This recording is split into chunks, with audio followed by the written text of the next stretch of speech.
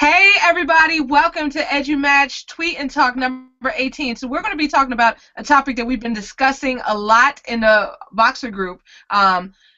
Dorian threw it out about a month ago, and there was a lot of conversation around this. So we're going to be talking about what made you fall in love with education. So follow along with us on this Google Hangout or on Twitter, I should say, with the hashtag EduMatch. Speaking of EduMatch, check us out at edumatch.education if you want to sign up to be the featured person of the day. Also, wait for it. At the end of this podcast, we will drop week 3 in terms of our Twitter challenges for Connected Educators Month for those of us who are already connected via Regina Schaefer. So tonight's topic, once again, is when did you fall in love with education? So with that, I am going to turn it over to our moderator, Dorian. Take it away, Dorian. Good afternoon, late afternoon, evening, depending on the time zone. Welcome. This question was inspired by, I believe the movie was called Brown Sugar. And the question and the running theme was, did you fall in love with hip hop? So my twist to the question at the time with the EduMatch Voxer discussion was, when did you fall in love with education? So we're going to get started and ask Anne and Tammy when they fell in love with education. Let's start with you, Anne. Hi, my name is Anne Manalo, special education teacher at Richmond Hill High School, and I've been on EduMatch 3 or 4 times now, so I should be comfortable sharing my journey and education. I can't say there was like one pivotal moment for me, but I would say that when it started back in high school, and I was trying to figure out what I wanted to be after I graduated high school. So it wasn't something totally significant. It was just something I was just looking into different careers and trying to find what would best fit my personality.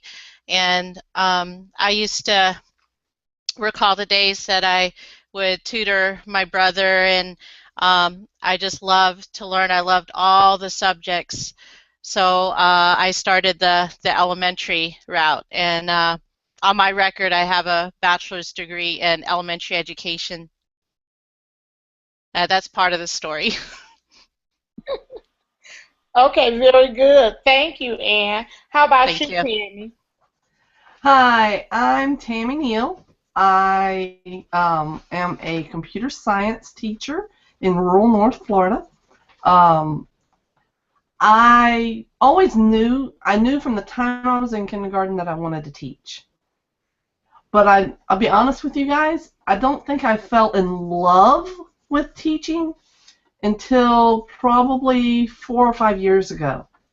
A change in positions, a change in districts, a chance to start over fresh and dig in and really dig in and become a connected educator. Once I did,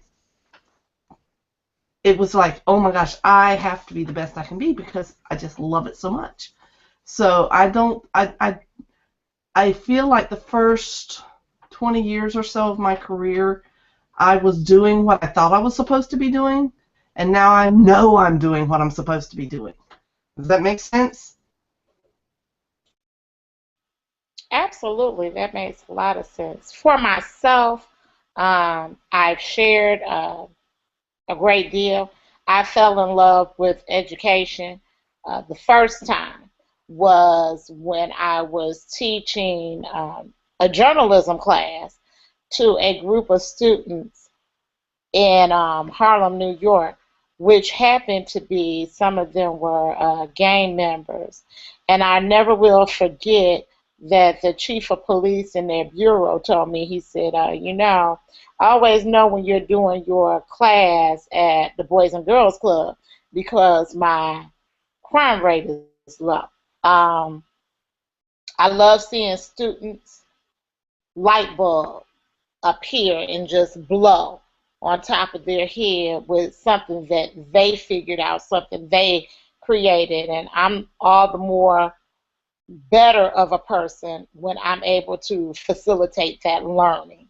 So that's when I fell in love with education. I would like to ask the panel, and Sarah, please chime in and tell us when you fell in love with education. All right, when I fell in love with education, oh my goodness. Um, it's funny because I just recently stumbled upon a project I did in first grade. I wrote a little book. Our teacher had us write these books, and we had wallpaper covers on them and everything.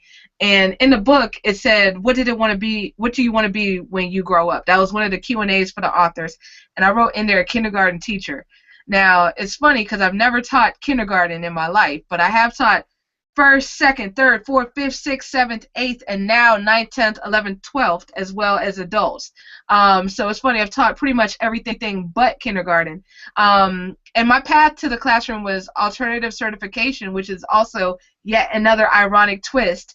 But I had been working with children every opportunity I got, from being a children's soccer referee when I was 13, to being a daycare attendant when I was 15, to being a camp counselor when I was 18, to the lead camp counselor when I was 21, and so it all just kind of made sense. And I came through alternative certification, and the best part of the job for me has always been the relationship with the kids.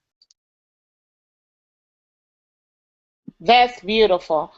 Thank you so much for sharing, and I just want to give a special shout out to Melissa and Leslie, who Melissa said she first fell in love with education, and she when she started working with small children, and she knew it was something that she needed to do with her life. And to Leslie, who just said she started off loving it, bless her heart, from Sesame Street. I mean, isn't that the premise of it all? You know, everybody's fighting over Sesame Street now, and I think that's wonderful. Even the cable companies are getting involved. That's great. My next question, we fell in love with education, and you know, sometimes love is hard. So my question is, what do you do when those heartstrings are pulling? What do you do to restart yourself and to reboot yourself and to find that new rendezvous with education that you found on the first day, when it was sometimes, in some cases, love at first sight? What did you do to restart and hit what I've done through EduMatch, actually? Why don't we start off with you, Tammy? I became connected. And I say that very carefully. I don't want to imply that the face-to-face connections weren't extremely important to me. But to open the door to Twitter and Facebook and Instagram and all of these other social media aspects really kind of was a revival for me.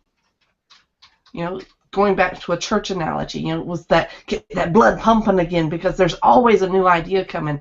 So there's always something I want to try. And okay, so I got my Spiro this weekend, so I can't wait to get back to school Monday. So there's always something new to look at, thanks to the free flow of education from everybody that I connect with online.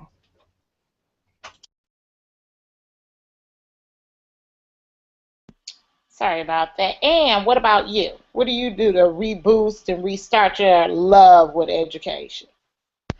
As I mentioned earlier, I'm a special education teacher right now, and for me that's a lateral move toward still having that passion for education. I love what I do right now, and it gets me, you know, really revived again, because the students I work with are special and unique, and for me it's just being there for the students.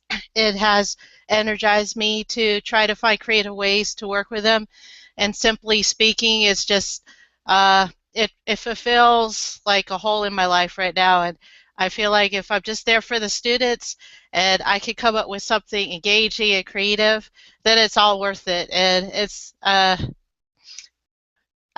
don't need to say more. It's just I just have that love for my students and for education. I hope other teachers feel that way. Thank you.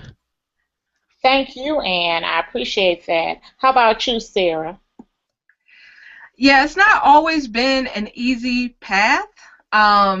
There have been challenges that have come up along the way, just like in any relationship or love affair, as you said, Dorian. There have been some times that it's been difficult, but just kind of recentering to the reason why I started in the first place. That was like a great idea thrown out in the EduMatch Voxer group, and I just want to latch on to that. So shout out to Christy Kate for that. Just keeping why we began in education at the forefront of our minds, then that's always been a good reminder, and also celebrating the small successes. Okay, we have a question coming in from Brian, and he wanted to ask our panel, with so much testing and the emphasis on it lately, not being on students and centered in the classroom, how do we stay in love with education? Anne, why don't we start off with you? There's not going to be a perfect system. It's not going to matter if you're in a public school, a private school, a charter, a homeschool. It's the commonality that we have is to find like-minded folks. That's one way to approach it, and to connect globally with people who are willing and able to share ideas despite the mandatory testing. And I do feel the pressures of that testing as well at my school. Oh, there's my daughter. Tammy, what about yourself? Well, being in computer science, I have a little bit of a different pressure about testing. I prepare my students for industry certifications. And so one of the ways that I deal with the pressure there is like Anne said, I stay connected with other educators in my area. But at the same time, when I close my door, I am student-centered, period. You know, the test will take care of itself, and that's the same way I felt when I taught math for so many years. It was the student first inside my classroom. And if I don't have that student relationship, then they're not going to do what they need to do to prepare for a test. So the student always has to come first. No matter what anybody from the outside does, I consider myself the last line of defense when it comes to keeping the pressure off my students. That's my job, is to make that relationship so they feel safe enough to learn in my classroom. Thank you, Tammy. And how about you, Sarah? All right, I'll be honest and say that testing is probably my least favorite part of teaching, especially when you get to the standardized test, and it's just really a bummer, you know. And I feel like I signed up to be a teacher, not a test examiner. But you know, there's some things that we just have to kind of agree. Well, not agree with. I'm sorry, but to roll with, you know. If it's there, then you know it's something that has to be done if it's mandated. So just accepting that not everything is perfect in anything that you do, and just approaching it with that attitude, and just knowing that it's something that has to be done and getting it done, and then getting back to what we love to do, which is teaching our young folks. Thank you, Sarah. For myself, to answer the question, I have to be honest. I don't think when we were little boys or little girls and we were playing schools that we thought about Common Core, that we thought about standards, and that we thought about assessments, formative nor summative. So I think that the more that I'm able to focus on the student at hand or the students at hand, and the more that I'm able to reach the students and to see that their success, whatever it is that I'm teaching, whatever goal with the end in mind, I don't too much worry about the test. I think that is more of a, all I can say is for myself, the test just takes up too much time. That's really all I can say. Outside of that, I really don't too much worry about it, because I'm pretty confident in what I do, and I know that my students can make gains, but I think the frequency of tests and the length of tests is too long. When you look at a solid profession, whether you are, taking a test to be a bank teller for math, or whether you're taking a test, writing a paragraph or whatever, to be an administrator when you're applying for a job or what have you, it is still not the same as what we put on our students. So that's my bit with that question. My next question, and I'm going to round it up here. I think this is my favorite question out of all that I'm going to ask tonight. I would like for our panelists to finish this statement. If I could teach forever, I would only finish that sentence. Why don't we start off with you, Sarah? All right, sorry for the delay. I was trying to tweet it out at the same time, but I'll tweet it right after this. So if I could teach forever, I would only do what was relevant. Oh gosh, and yeah, I would only do what was relevant, and the rest is escaping me right now. I might be able to give a better answer a little later, but for right now, that's what I got. Thank you, Sarah. What about you, Tammy? If you could teach forever, you would? If I could teach forever, I would start saving now because my tech toys are only going to get more expensive. I love it. And you, Anne? If I were to teach forever, I would teach the love of reading, because I won't be there for my students forever, unfortunately. So if I pass on some resources to them, they'll be able to help themselves. And that seems practical, but that's what I'm thinking of right now. I might come up with another quote later, but Thank you. And the love of reading is important. For myself, if I could teach forever, I would do just that. If I could teach forever, I would teach what was relevant. I would add what was important and add more real-world connections, and make the time for students to become their own problem solvers instead of being to a curriculum or a pacing guide that says it ends there. That's what I would do if I could teach forever. Those are all of my questions for tonight. I want to thank everybody for being on the panel. And I have to say, Sarah, I'm going to bring it on back to you. All right, fantastic job as always, Dorian. Thank you so much for that. Just a couple of comments in our Q&A. So Melissa is saying, not a question. We need to keep relationships at the forefront. Most important thing in education.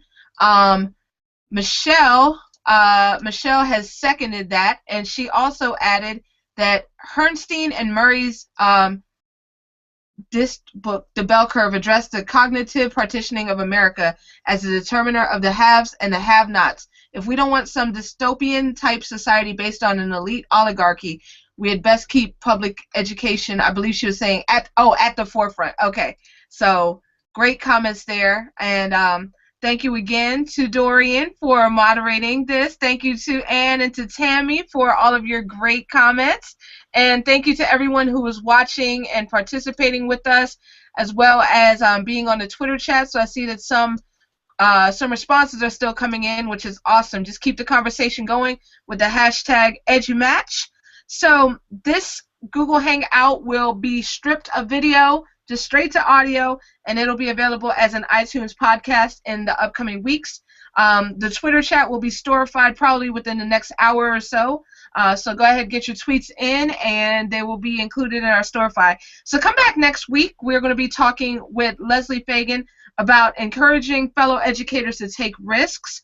And this is one podcast where anyone can be a panelist. If you have something to say, you're an educator, then just leave a comment saying that you wish to be a panelist on our Google Hangout page. So the link for next week is bit.ly/tweettalk19, which has probably already dropped on the Twitters. If you have a big educational idea on how you can change the world, and let's do that. We are doing a video that will be shown at the MSU Center for Teaching annual EdTech conference on November 7th. So go ahead and just go to bit.ly/bigeduidea just to see the different, just to see all the info, all the 411. The Connected Educator challenges of the week via Regina Schaefer have already dropped. Check the hashtag EduMatch. Also, check us out on Facebook if you're there, bit.ly/EduMatch Facebook, and subscribe to our podcast at bit.ly/EduMatch Podcast. I'm going to turn it back over to Dorian, who has something to say. Go ahead, Dorian. I just want to leave these final thoughts. A lot of us out there, I guess we can be called teacher nerds or what have you. We mentioned tonight about being like-minded. I strongly encourage you to join EduMatchers on Voxers. A lot of thoughtful and fruitful conversation goes on. There's a lot of camaraderie amongst us, and most importantly, in a field or a profession where sometimes it can be lonely, I just encourage you to join in because, trust me, my brothers and sisters of education, elementary, secondary, or higher education, you are not alone. And there is a support system where I believe all problems and great minds alike can be solved through EduMatchers. And I just want to take the opportunity to thank Sarah Thomas for coming up with it for us. It's a beautiful thing. It's changed my life immensely in the last 3 months. Thank you so much, Dorian. And I have to say, also the pleasure is mine just being part of such a network of great educators. We all make EduMatch what it is. So thank you all so much for your support. Cindy just popped in the Q&A just to give Dorian props on tonight. So fantastic job. So also don't forget we have a brand spanking new Instagram account. So check that out with the username edu_match. So we are now connecting on Twitter, on Facebook, on Voxer, on blogging, on Google Hangouts, on Instagram. We have an appear in. We are everywhere, people. So let's connect and let's keep those conversations going. So everybody have a great night. Join us next week. Same bad time, same bad channel. So good night, everyone.